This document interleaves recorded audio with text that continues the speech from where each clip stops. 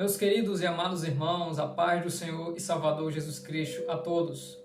Mais uma vez nós estamos reunidos para falar sobre a maior expectativa da Igreja do Senhor. A volta do Senhor Jesus Cristo. O arrebatamento da Igreja. A qualquer momento, a Igreja ouvirá o soar da última trombeta da Igreja. E os mortos serão ressuscitados e transformados juntamente com os vivos, e nós nos encontraremos com o Senhor nos ares e nas nuvens para estar para sempre com o Senhor. Por isso nós veremos agora 10 verdades sobre o arrebatamento da igreja. Fica conosco até o final. Primeira verdade: a esperança e alegria ante o arrebatamento da igreja do Senhor. Em 1 Tessalonicenses, capítulo 2, e versículo 19, Paulo diz: porque qual é a nossa esperança? Ou gozo, ou coroa de glória? Porventura não sois vós também diante do Senhor Jesus Cristo em sua vinda? O apóstolo Paulo tinha muito desejo de ver os irmãos. Ele sentia gozo e grande vontade de estar mais uma vez diante dos irmãos.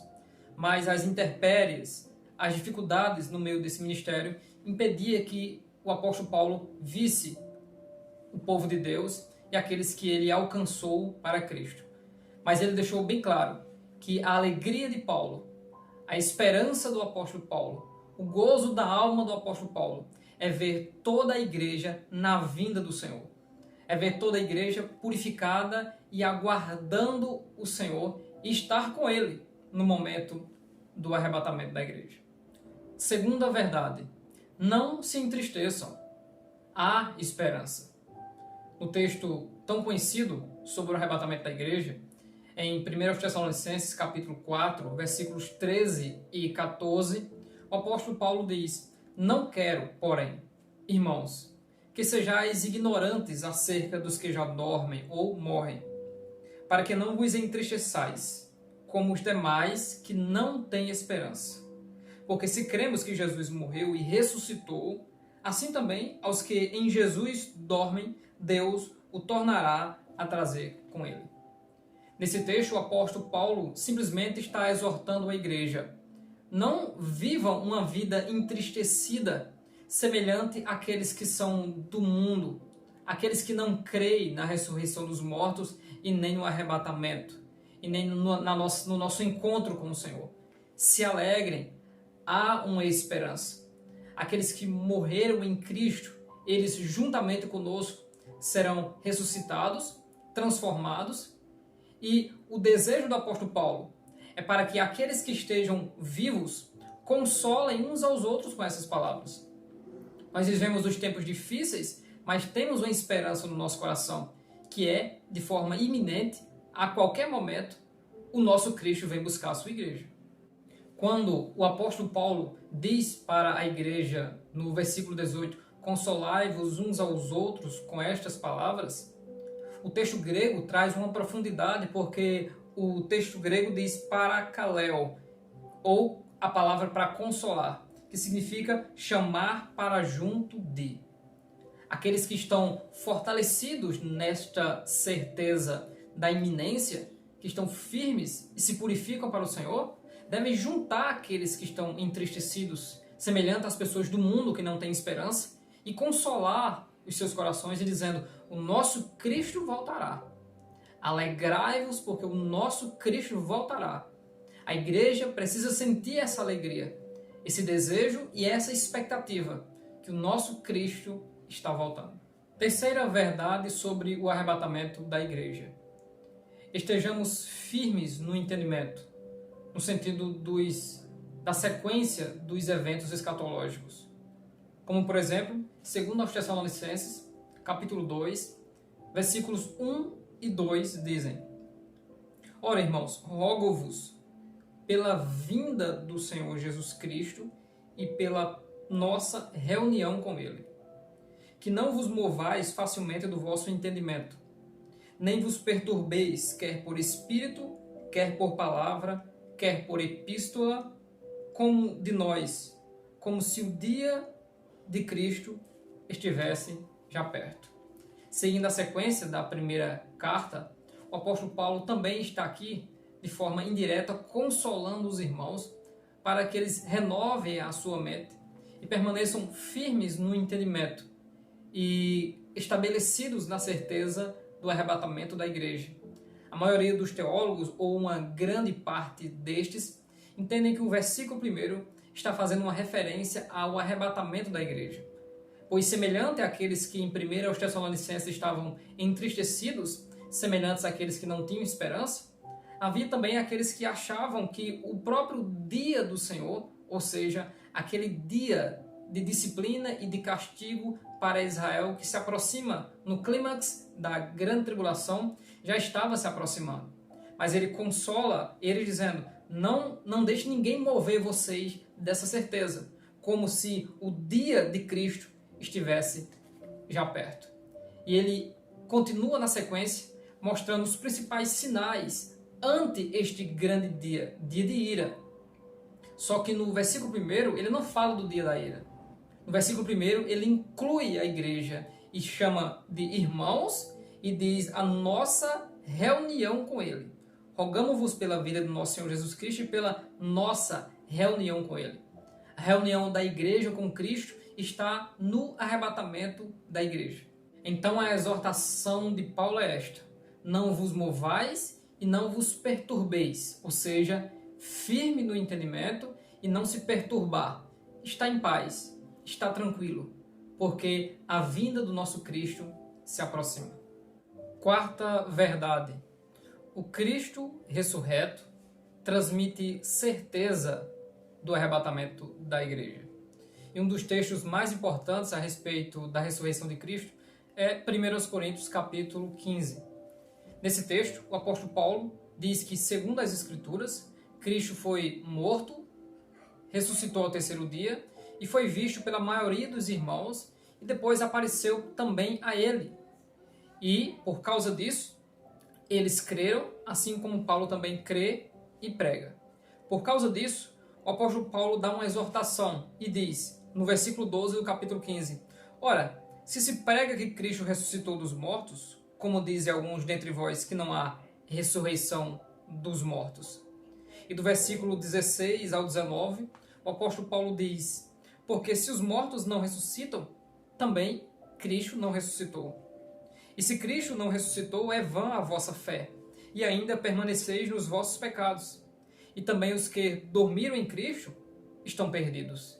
Que seria este o pensamento dos Tessalonicenses, que não deveriam se entristecer, mas ter esperança e se alegrar no Senhor. Se esperamos em Cristo, só nesta vida, somos os mais miseráveis de todos os homens.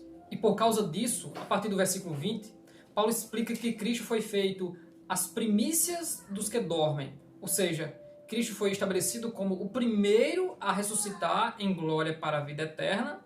E por causa disso, existe uma sequência. Cristo ressuscitou dos mortos, sendo a primícia, e depois aqueles que estão nele ou que dormem nele também serão ressuscitados para a glória. Quinta verdade: nós esperamos o Salvador vindo dos céus. Em Filipenses capítulo 3 e os versículos 20 e 21, o texto diz, mas a nossa cidade está nos céus, donde também esperamos o Salvador, o Senhor Jesus Cristo, que transformará o nosso corpo abatido para ser conforme o seu corpo glorioso, segundo o seu eficaz poder de sujeitar também a si todas as coisas. Nesse texto, o apóstolo Paulo fala da nossa cidadania. Ele também se inclui como aquele que aguarda ansiosamente o acolher do Senhor e também mostra que nós seremos transformados. Esse nosso corpo que é limitado hoje será transformado para habitar nos lugares celestiais. Juntando com o contexto do apóstolo João, capítulo 14, versículos 2 e 3, o nosso Cristo foi para a morada do Pai, preparar lugar e depois ele virá para nos buscar, porque a nossa cidade está aguardando, para que onde ele estiver, aquilo que ele preparou para nós, nós estejamos para sempre com ele. Sexta verdade: a contínua e feliz expectativa ante o arrebatamento da igreja. Em Tito, capítulo 2, versículo 13, o texto diz, aguardando a bem-aventurada esperança e o aparecimento da glória do grande Deus e do nosso Senhor Jesus Cristo. No texto grego, Paulo está falando com entusiasmo sobre a expectativa deste dia. No texto grego ficaria mais ou menos assim: nós estamos aguardando ansiosa e continuamente a oportunidade feliz e a aparição gloriosa do nosso grande Deus e do Salvador Jesus Cristo. Isto mostra o que dominava os corações de Paulo e daqueles que recebiam a mensagem. Era uma expectativa contínua, feliz, ansiosa e esperançosa pela aparição do nosso Senhor e Salvador Jesus Cristo. Sétima verdade: a espera do arrebatamento da igreja está ligada à confiança e purificação. O apóstolo João, em 1 João capítulo 2 e o versículo 28, ele diz: "E agora, filhinhos, permanecei nele, para que quando ele se manifestar, tenhamos confiança e não sejamos confundidos por ele na sua vinda." No capítulo 3, os versículos 2 e 3, João diz: "Amados, agora somos filhos de Deus, e ainda não é manifesto o que havemos de ser. Mas sabemos que quando ele se manifestar, seremos semelhantes a ele, porque assim como é, o veremos. E qualquer que nele tem esta esperança, purifica-se a si mesmo, como também ele é puro." Se aguardamos o Senhor, e aqui continua o próprio pensamento do apóstolo Paulo, essa expectativa, incluindo a própria pessoa do apóstolo Paulo. Então, essa expectativa faz com que João agora diga: é preciso ter confiança e se purificar nele, estar nele, aguardando a sua vinda. Oitava verdade: nós iremos para o céu antes da ira do Senhor. O próprio Paulo, em 1 Tessalonicenses 1, o 9 e o 10, ele diz: "Porque eles mesmos anunciam de nós qual é a entrada que tivemos para convosco. E como dos ídolos vós vos convertestes a Deus, para servir ao Deus vivo e verdadeiro, e esperar dos céus a seu Filho, a quem ressuscitou dos mortos, a saber, Jesus, que nos livra da ira futura ou da ira vindoura." Este texto ele tem um sentido de libertação, de retirada para longe. Ou seja, o Senhor está nos retirando e nos livrando desta ira futura. Esta é mais uma verdade intrínseca, sem buscar grandes contextos, mas ainda lendo 1 Tessalonicenses 4,17, o texto diz: "Depois nós, os que ficarmos vivos, seremos arrebatados juntamente com eles nas nuvens, a encontrar o Senhor nos ares, e assim estaremos para sempre com o Senhor." Todas as palavras acerca do arrebatamento gira em torno de uma consolação para uma exortação a, primeiro, permanecer com a consciência, com um raciocínio firme e confiante no Senhor, para com isso purificar a sua própria vida, para não ser confundido diante da sua vinda. Então, tudo que gira em torno do arrebatamento da igreja mostra uma iminência, porque o apóstolo Paulo se inclui nesse contexto, mostra que nós não podemos estar perturbados por coisas que ouvimos por aí, ou pelas pessoas que morreram, como se elas não tivessem esperança. Nos exorta a não sermos tristes como as pessoas do mundo e a buscarmos nos purificar, porque se nos conservarmos nele, na sua vinda, nós teremos a nossa alegria de estar com o Senhor para todo sempre e jamais, jamais estaremos longe do nosso Cristo. Na nossa nona verdade, seguimos o mesmo entendimento, que agora nós seremos levados até a presença do Senhor nosso Deus. Veja o que diz 1 Tessalonicenses 3,13. "Para confortar, mais uma vez, confortar, consolar o vosso coração, para que sejais irrepreensíveis," olha a santificação, a purificação novamente aí, "em santidade, diante do nosso Deus, e para a vinda de nosso Senhor Jesus Cristo, com todos os seus santos." Então o texto simplesmente está dizendo que diante do nosso Deus e Pai, nós iremos nos encontrar com Ele. No capítulo 2, o versículo 19 de 1 Tessalonicenses mostra mais uma vez que nós estaremos com Ele. Porque qual é a nossa esperança, gozo ou coroa de glória? Porventura não sois vós também diante do nosso Senhor Jesus Cristo em sua vinda, estaremos diante dele. E outros textos, como 1 Tessalonicenses 5,10 e 2 Tessalonicenses 2,1, mostram que estamos com ele por causa da comunhão e estaremos com ele diante da sua presença. Nós iremos agora para a nossa 10ª verdade, mas não se esqueça de conferir se você é um dos inscritos do nosso canal e também ativar o sino da notificação se você é um dos nossos inscritos. A nossa 10ª e última verdade sobre o arrebatamento da igreja é: o nosso juiz, o juiz da igreja, se aproxima. Muitas outras verdades sobre o arrebatamento da igreja, porque é um assunto também amplo dentro das Sagradas Escrituras. Mas nós listamos apenas esses 10. E para finalizar, nós leremos Tiago 5, 8 e 9. Esse texto diz: sede vós também pacientes, fortalecei o vosso coração, porque já a vinda do Senhor se aproxima. Aí no versículo 9 ele diz: irmãos, não vos queixeis uns contra os outros, para que não sejais condenados. Eis que o juiz está à porta. No texto grego, ficaria basicamente assim: a vinda do Senhor vem se aproximando progressivamente, chegando cada vez mais perto, ou às portas. Assim Cristo, nosso juiz, está próximo, às portas, prestes a aparecer. Esse texto ele não está falando de uma condenação, como está aqui na versão em português, mas estamos falando do nosso Senhor como o juiz, aquele que julgará as obras da igreja. O apóstolo Pedro, em 1 Pedro, capítulo de número 4 e versículo 17, diz: porque já é o tempo que começa o julgamento pela casa de Deus. E se primeiro começa por nós, qual será o fim daqueles que são desobedientes ao Evangelho de Deus?